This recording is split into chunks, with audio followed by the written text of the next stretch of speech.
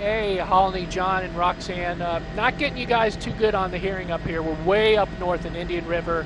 Josh and I traveled all the way up from Pompano, through the Palm Beaches, through Martin, through Port St. Lucie, and into Indian River County. Now we're going to head into the western communities of Indian River. Let me zoom in here, turn it over to the FLIR helicopter here. And this is the US 1 area.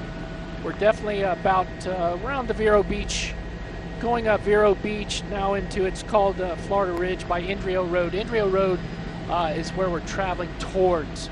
We're leaving the coastline. It's just too rough up there. But the good news is we're not seeing any heavy damage.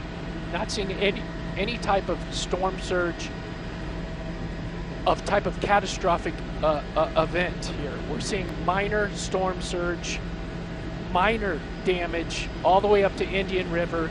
I am not saying that there's probably some areas of a little bit of damage that you would get during storms, but compared to what we just went through, a Category 4 hurricane off our coastline, I am seeing minimal damage, which is the best news that I could be giving you right now, flying over the communities that we live in. And again, I know that we all put up our storm shutters and all this preparation, and we're tired, and we're a little bit angry, and oh gosh, you get out and there's not that much damage. That's the best news you could hear. You don't want to see what a Category 4 hurricane could have done to us. I could zoom in here and show you this. If we had a direct hit, this house would be nothing but an empty lot. It'd be nothing here. The trees would be snapped. There'd be sand over the roadways. You couldn't drive. There'd be power outages all over South Florida, not just in sporadic areas. I do know people don't have their power on right now, and a lot of us are probably listening to us on the radio, whether you're with us on 1290, listening to Joel and Brian doing a good job, or our team on Channel 5 and Fox 29. But right now, the best news is there's no catastrophic damage. You do have some street flooding here and there. You do have a little bit of trees down, but we just went up all the way from Broward, from Pompano, all the way up to Indian River County. That is all the way from south to north that we basically cover. And again, no catastrophic damage. You have some ponds here that gain maybe 2 or 3 extra feet with the extra water, but that's fine. It's not up into the house. It's not up into the households. You have your lawn, you have your boats, you have your docks. This is a great, great day. We made it through this storm. The sun will be out tomorrow. We'll have a great weekend. We'll get back to normal very soon. But now we're traveling into the western part. We're probably going to try and take the 95 corridor back up as we go past which airport? Josh, what airport are we next to? Is that Sebastian or Fort? Okay. Yep, gotcha. We'll stay. We're going to stay in this area. Not go. Why go over 95? It's nothing but 95. 95's fine. There's no damage to 95 or the turnpike. Wide open. Not even really any type of debris from the roadways. Roadways are pretty fine. We're not getting any accidents, major accidents being reported, which is good. Lightly traveled, so we'll stay just a little bit inland of US 1 along this area. But right now we're by I think it's Lakewood Park area, getting close to, I think it would be Orange Avenue here. This is all off the top of my head here, so forgive me if I'm off by a neighborhood or two. I'm just going, I don't have a sophisticated GPS in front of me, but believe me, I've been up here all my life, so I should know where I'm at. But again, let me zoom in here. You can see some extra pondage there, but that's okay. That's no big problems here. One of the substation here for the power. Not seeing anything out. You got lights on in this area. That's good. It's a good sign. And again, we've seen power crews up mainly. Most power crews have been up north of Martin County. I'm not saying that there's not power out in all the areas, because there is some sporadic areas that are out. But as we approach the Fort Pierce Airport, I'll zoom in here, and we're traveling through rough conditions.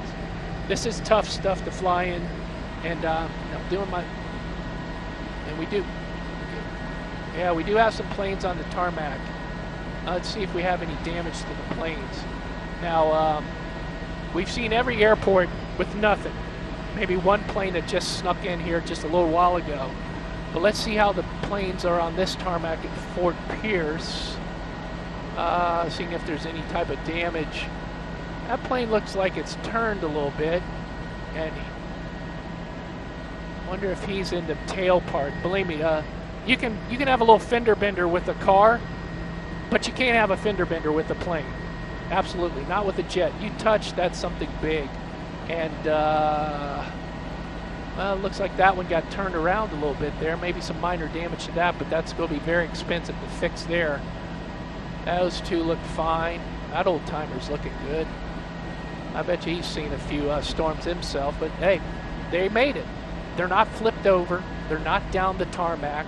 They're intact, and they're not cut in half. They're not ripped apart by Category 4 winds that we could have had. We are extremely lucky that hurricane brushed our coast. And again, I keep saying thanks to our meteorologist keeping us informed. I mean, keeping us, well, I don't know what that is. I don't think that, yeah, that's not storm related there. Definitely using that one for parts. Although at first glance, I thought that might have had the tail and taken off of there. But no, that's just for parts in that area. But there you got that G there, that G3 it looks like, that still intact. It had another prop plane next to it doing pretty good. Now let's zoom over here. There's your Fort Pierce area. We just showed you the coastline.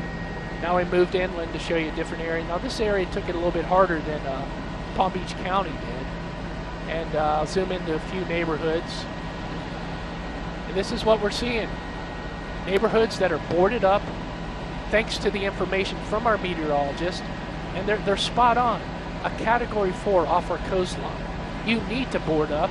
You need to listen to the information coming to you. And you need to evacuate. Absolutely. By the grace of God, we didn't have a direct hit. That's why we're seeing houses and neighborhoods still intact. That's why we're seeing docks and boats still tied up. That's why we have a coastline still where the sand isn't washed over A1A or Ocean Avenue. Just the grace of God here. Let's look at these new construction here. Travel into western Fort Pierce area. Roofs look good. Screened. Let's check out the screen porch. I mean, if there's any barometer to tell you where there's heavy damage, this would not be here. Looks like two of the screens might be out, but the actual structure is still there. I've seen during Wilma structures like this thrown miles just out of the areas. All right, so we're in the western Fort Pierce area. We're traveling back south. We've taken you all the way up to Indian River County along the coastline. We're going to stay inland. We're going to throw it back into the studio, and we'll come back for more from the helicopter in just a couple of minutes. Back to you guys.